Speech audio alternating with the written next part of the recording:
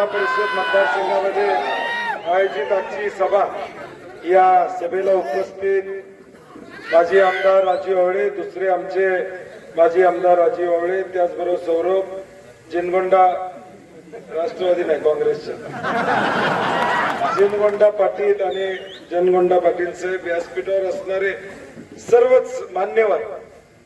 थोडी गडबड आहे, आता 25 मिनिटं राहिले, त्यामुळे सन्मान्य व्यासपीठ आणि जमलेले या मानगाव भूमीत, ऐतिहासिक भूमीतील जमलेले आपण सर्वच नागरिक बंधू, माता भगिनी आणि तरुण मित्र, उमेदवार म्हणून या ठिकाणी असणारे राहुल आवळे, त्याचबरोबर रोहिणी आदांना, परवा अतिग्रहामध्ये रोहिणी ताईंसाठी एक सभा झाली, त्याचबरोबर वेदिका विनय आवटे, स्वाभिमानी संघटना, म्हणजे इथं 2 हात आणि एक चिठ्ठी अशा पद्धतीनं या निवडणुकीला सामोरं आपण चाललेला आहे. जिल्हा परिषदची रणधुमाळी आता 16 तारखेला चालू झाली आणि त्या दिवसापासून या जिल्ह्यामध्ये प्रचाराच्या अनेक सभा होत आहेत. आता माझी 12वी सभा आहे. सकाळी शिरोळला 11 वाजता चालू केले, ते तुमची शेवटची सभा आहे. सकाळी आवाज बरा होता, संध्याकाळपर्यंत. आता घरला जायच तर बोला येते का नाही कोणास, परंतु शेवटी आवाज किती कमी झाला तरी या ठिकाणी माझा आवाज बंद करू शकणार नाही, एवढी ताकद. कारण की या जिल्ह्याच्या राजकारणामध्ये स्वाभिमानाची लढाई, संघर्षाची लढाई माझ्यासारखा कार्यकर्ता लढण्याचा प्रयत्न या ठिकाणी करतो. 2024ला विधानसभेचे निकाल लागले आणि या कोल्हापूर जिल्ह्यामध्ये एक वेगळं वातावरण निर्माण झालं. या 24च्या निकालानं महायुतीच्या लोकांना आपला आभाळ टेकणं वाटायला लागलं, अशी परिस्थिती निर्माण झाली. आणि या वर्षभराच्या काळामध्ये आम्ही देखील थोडं नाराज होतो, परंतु शेवटी लोकांचा निर्णय मान्य करून पुन्हा एकदा ताकदीनं आम्ही लोकांच्या पर्यंत जाण्याचा प्रयत्न प्रामुख्याने त्या ठिकाणी केला. नगरपालिका, नगरपंचायतच्या निवडणुका आम्ही लढवल्या. ठीक आहे, यश अपयश आम्हाला थोडंफार आलं. शिरोळमध्ये आमच्या जागा आल्या, हातकणंगल्यामध्ये काही जागा आल्या, कुरुंदवाडमध्ये काही जागा आल्या, जयसिंगपूरमध्ये काही जागा आल्या, वडगावमध्ये काही जागा आल्या. परंतु या जिल्ह्यामध्ये जिथं जिथं कार्यकर्ते म्हणून या निवडणुका लढवता येतील तिथं लढवण्याचा प्रामाणिक प्रयत्न केला. ते झालं नाही झालं तोपर्यंत महापालिकेच्या निवडणुका लागल्या आणि कोल्हापूर महापालिकेच्या निवडणुकीमध्ये भाजप आणि सगळे लोक म्हणू लागले की बंटी पाटलाला आता उभं करायला उमेदवार मिळणार नाही. मी म्हणलं बघूया तरी आता काय होते. 400 लोकांनी अर्ज केले. मी मगाशी एका भाषणात म्हणलं, माघार घेता घेता, समजूत करता करता अर्धी डोक्यावरची केस गेली माझी. एवढ्या लोकांनी अर्ज भरले होते. समजूत काढणं आणि उमेदवार उभं करणं एक मोठं चॅलेंज होतं. परंतु या कोल्हापूर महापालिकेमध्ये शाहू महाराजांची भूमी आहे, छत्रपती शिवाजी महाराजांची भूमी आहे, डॉक्टर बाबासाहेब आंबेडकरांच्या विचारानं चाललेला हा जिल्हा आहे, महात्मा ज्योतिबा फुलेंच्या विचारानं चाललेला जिल्हा आहे, अण्णाभाऊ साठेंच्या विचारानं चाललेला हा जिल्हा आहे. या जिल्ह्यामध्ये ज्यावेळी महापालिकेच्या निवडणुका लागल्या त्यावेळी एक वेगळं वातावरण होतं. काय होणार काय नाही होणार अशी परिस्थिती होती. परंतु या ठिकाणी गप बसणार तो बंटी पाटील कसला. पहिल्यापासून पायाला भिंगरी लावून या ठिकाणी बाहेर पडलो.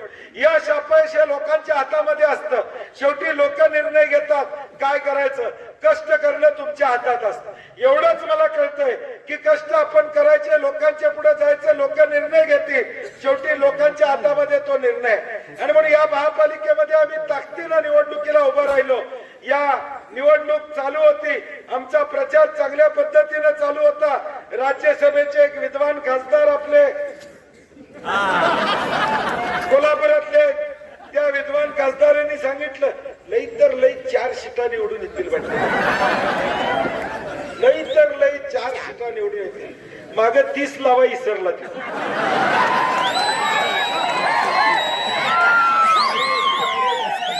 म्हणजे थोडं माझं तांत्रिक चुकलं गणित. ठीक आहे, राजकारणामध्ये कधी कधी काही गोष्टी आपल्याकडून होतात. अनुभव असला तरी काही सीटांच्या बाबतीत काही तांत्रिक गोष्टी घडल्या.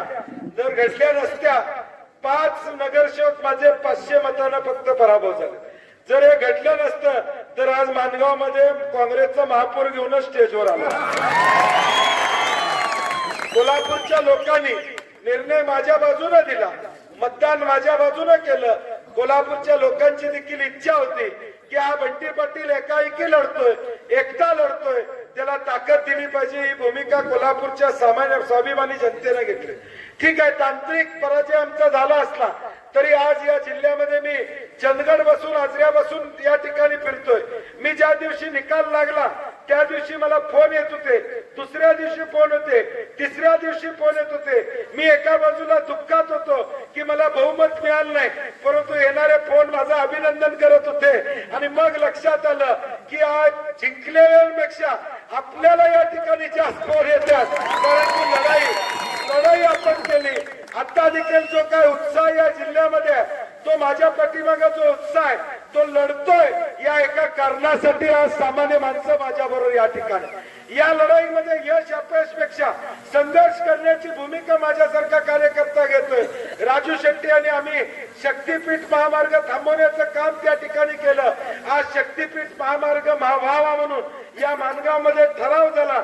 याच्यासारखं दुर्दैव या ठिकाणी कुठलं नाही असं मला कळालं. बरोबर आहे का? म्हणजे याच्यासारखं दुर्दैव कुठलं नाही की सगळ्या महाराष्ट्रामध्ये शेतकऱ्यांना देशोधडी लावणारा हा शक्तीपीठ महामार्ग व्हावा या पद्धतीचा ठराव होतो. हे माणगाव मध्ये या ठिकाणी अपेक्षित नव्हतं. ज्या माणगाव मध्ये ऐतिहासिक अशी या ठिकाणी सभा झाली, डॉक्टर बाबासाहेब आंबेडकर असतील, शाहू महाराज असतील, त्यावेळी शाहू महाराजांनी या ठिकाणी समाजाचं नेतृत्व डॉक्टर बाबासाहेब आंबेडकरांच्याकडे देण्याची भूमिका या माणगाव परिषदेमध्ये घेतली. त्या माणगावमध्ये या मंडळींना लाज वाटली नाही की शेतकऱ्यांच्या विरोधातला एक ठराव करावा, याची लाज सुद्धा या मंडळींना वाटली नाही. जी माणसं शेतकऱ्यांच्या विरोधात आहेत, उद्याच्या भविष्यकाळात ती आमची नाही आहेत, हे लोकांनी या ठिकाणी लक्षात ठेवलं पाहिजे. शक्तीपीठ रस्ता हा फक्त रस्ता नाही, तो पुराचा येणारा भविष्य काळातला पूर येणारं निमंत्रण या ठिकाणी असणार. रेड कार्पेट आहे, पुरासाठी रेड कार्पेट आपण घालणार आहोत. हा शक्तीपीठ महामार्ग म्हणजे उद्या भविष्य काळातला कोल्हापूरचा कर्जत काळ असणार आहे. कोल्हापूरचा या ठिकाणी वाट लावणारा हा महामार्ग असणार आहे. आणि म्हणून मी आणि राजू शेट्टी भूमिका घेतली. ती कशासाठी घेतली? शेतकऱ्यांच्या जमिनी वाचल्या पाहिजे, पुरापासूनचा धोका या जिल्ह्याला आहे तो कुठेतरी थांबला पाहिजे. ही भूमिका आम्ही प्रामुख्याने या जिल्ह्यामध्ये घेण्याचं काम केलं. माधुरी हत्तीने नांदीची गेली त्यावेळी या सत्ताधारी लोकांनी कुणी विरोध केला का? सत्ताधारी लोकांनी विरोध केला नाही. पहिल्या 4-5 लाख सह्या गोळा करण्याचं काम या पट्ट्यानं त्या ठिकाणी केलं, बंटी पट्ट्यानं केलं. राजू शेट्टीने पदयात्रा काढली, कलेक्टर ऑफिस पर्यंत त्या ठिकाणी पदयात्रा काढायचं काम केलं. मग सत्तेतले मंडळी कुठं होते? भाजपच्या मंडळींनी त्या ठिकाणी त्याला विरोध केला का? तो विरोध कुठलाही भाजपच्या मंडळींनी त्या ठिकाणी केला नाही.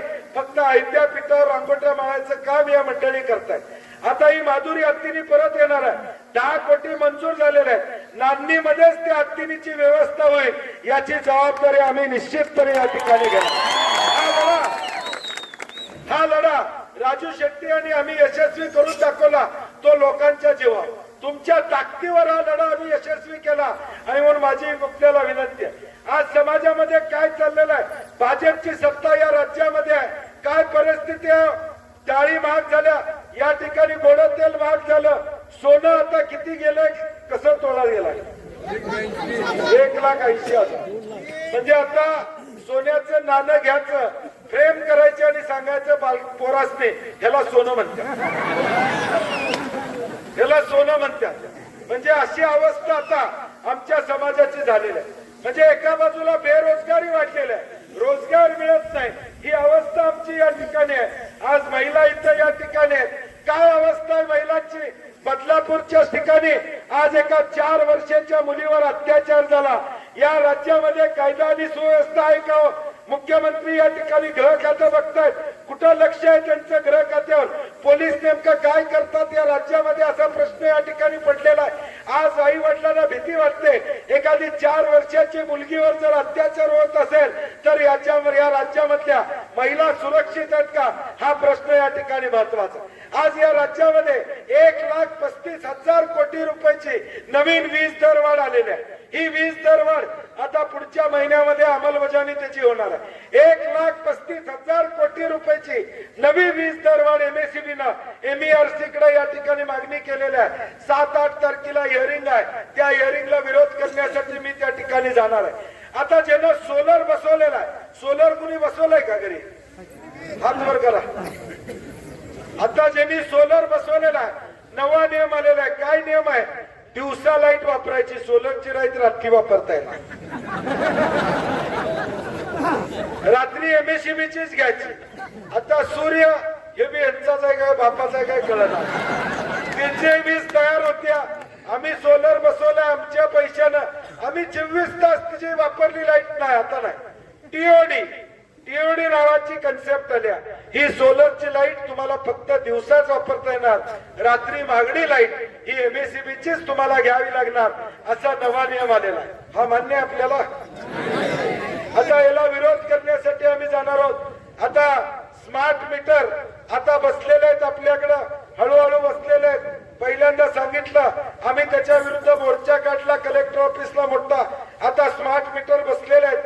आता म्हणतात त्याच्यावर कंट्रोल आमचा नाही, परंतु आता उद्याच्या भविष्यकाळात मोबाईल सारखा होणार आहे. रिचार्ज मारला तरच लाईट चालू होणार आहे. पाहिजे हे? रिचार्ज मारला तरच घरातली लाईट चालू होणार आहे. तिकडे देवेंद्र फडणवीसची बसून ठरवणार. मानगाव मधली जिनकोन पाटलां साहेबांची लाईट भरली नाही की तिथनच बंद, इथं काय करताच येणार नाही. मुंबईतच लाईट बंद होणार आहे आमची. स्मार्ट मीटर म्हणतात कशाला?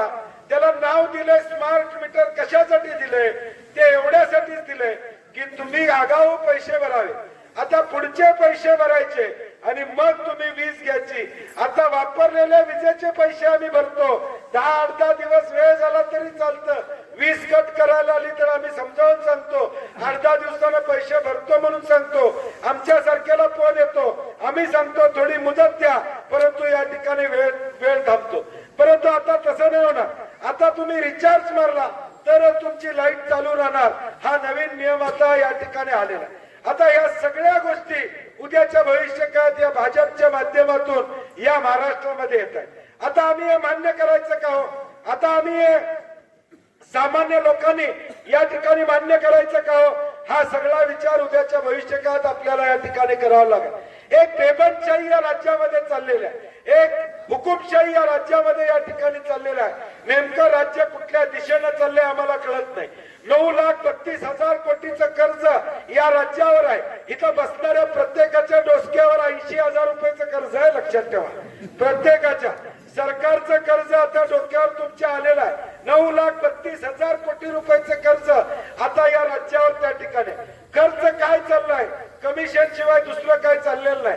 रस्ता 10 लाखाचा असेल, काम 5 लाखाचं, 20% कमिशन, 10% कमिशन. याच्या पलीकडे आता अवस्था या राज्याची या ठिकाणी काय नाही. राज्याची सगळी या ठिकाणी बिघडलेली परिस्थिती आहे. पैसे नाही आहेत. आता लाडक्या बहिणीचा 1 रकाना भरला नाही म्हणून 24 लाख बहिणींना पैसे मिळालेले नाही. मग हा रकाना पूर्वी का नव्हता? 1 वर्षापूर्वी हा रकाना का नव्हता असा माझा प्रश्न आहे. हा रकाना आता वाढवायचं कारण एकच आहे की सरकारकडे पैसे नाहीत. तुम्ही चूक केली की तुमची चूक झाली म्हणून तुमचे 24 लाख लोकांचे पैसे दिले जाणार नाहीत. 1 महिना जरी गेला, आजचं मरण उद्या ढकलायचं काम सरकारचं या ठिकाणी चालू आहे. आजचं मरण उद्या ढकलायचं, या महिन्याचे पैसे बुडवायचे, किमान पुढच्या महिन्याचे देता आले तर द्यायचे, अशी अवस्था या सरकारची या ठिकाणी झालेली आहे. सरकार आता दिवाळखोरीकडे चाललेलं आहे. माझी कॉन्ट्रॅक्टरला विनंती आहे, जे कॉन्ट्रॅक्ट घेतील त्यांची बिलं निघतील याची गॅरंटी नाही. बिलं निघतील याची गॅरंटी नाही. अवस्था लई वाईट आहे. पगार होतील का नाही सरकारी कर्मचाऱ्यांची, अशी अवस्था या राज्यामध्ये या ठिकाणी झालेली आहे. आणि म्हणून माझी आपल्याला विनंती आहे की हे जे सरकार आज बसलेलं आहे, हे चोरून बसलेलं सरकार आहे. याला उद्याच्या भविष्यकाळात विधानसभेला काय झालं याचा विचार करायला नको. लाडक्या बहिणींना वाटलं 1500 मिळाले, नवऱ्याला न विचारता आम्हाला पैसे आल्यात, त्या खुश होत्या. तिकडं महागाईनं नवऱ्याचं 4,000 पाकिट मारलं सरकारनं, ते विसरलं, लक्षातच आलं नाही. आता लक्षात आले डाळीच्या किमती, गोड्या तेलाच्या किमती हे सगळं बघून आमच्या महिलांना देखील लक्षात आलेलं आहे की नेमकं सरकारनं 1500 देऊन खिशातनं किती काढून घेतलं हे लक्षात आले. आणि म्हणून माझी विनंती आहे की एक सक्षम उमेदवार आम्ही आपल्याला या ठिकाणी दिलेले आहेत. सक्षम उमेदवार आहे आपल्या राहुल आवळे या ठिकाणी उमेदवार आहे. काय घोषवाक्य आहे, विकासाची चाहूल आपला राहुल.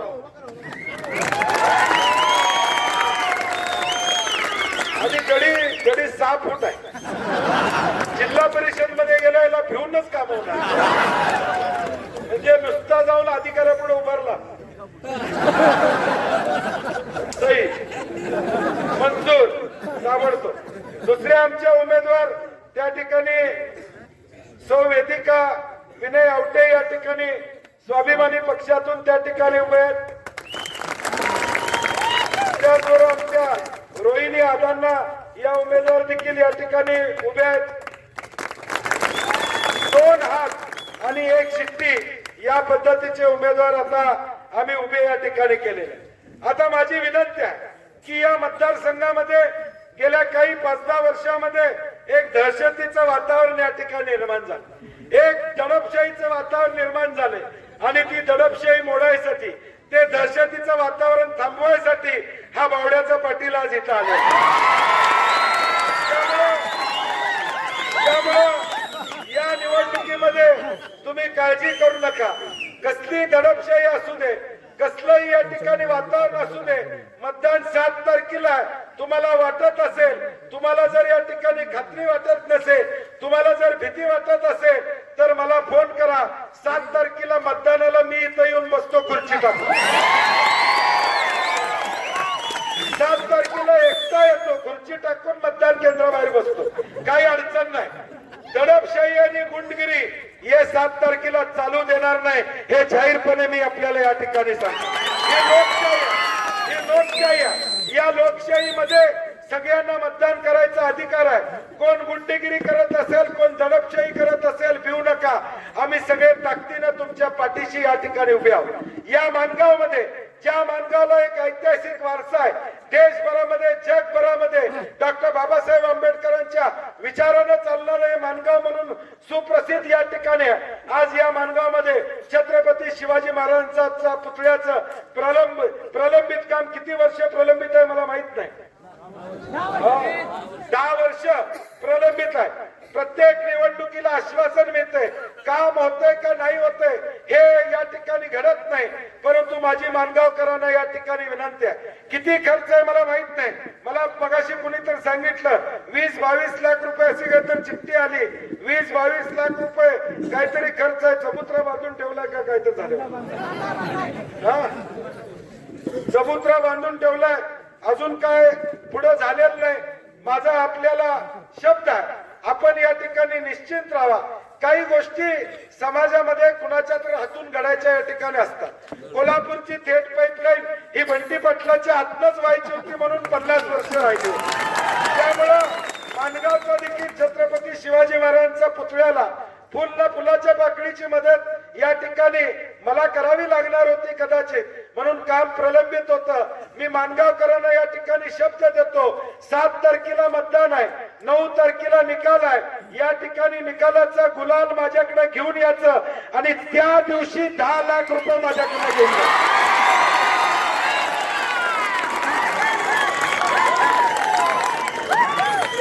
राहुल पहिलं निवडून आल्यावर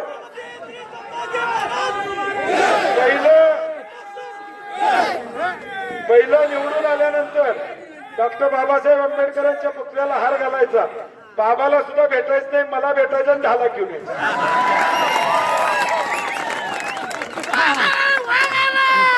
छत्रपती शिवाजी महाराजांचा पुतळा मला याच्या आधी कधी सांगितले का नाही आठवत नाही, परंतु या ठिकाणी आधी सुद्धा सांगितलं असतं तर सगळं काम बंटी पाटलाने एकट्यानं पट्ट्यानं केलं असतं.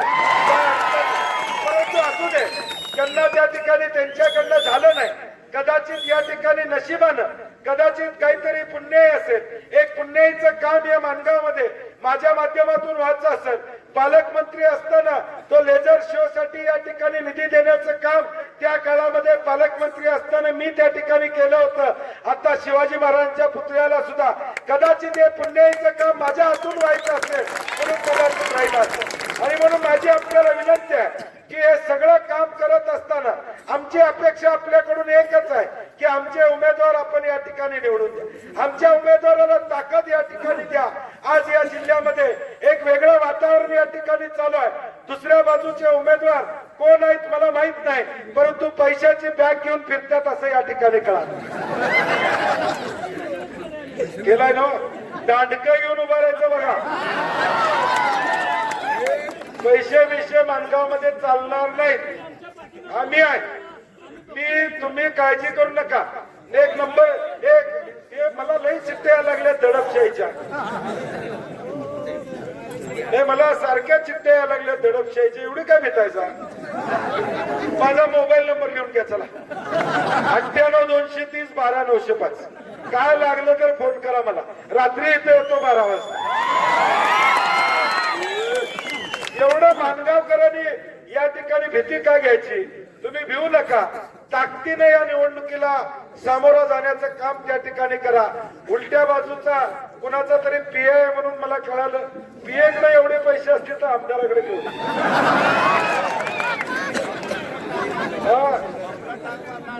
बापूला त्यांनी टाळी मारली का बापूने त्याला माहिती.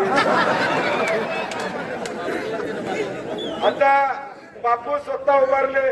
मला वाटतं शिरोळ मध्ये मुलग्याला उभं केलं, सुनेला उभं केलं, पुतण्याला उभं केलं, आता पीए. म्हणजे आता काय शिल्लकच ठेवायला नाही.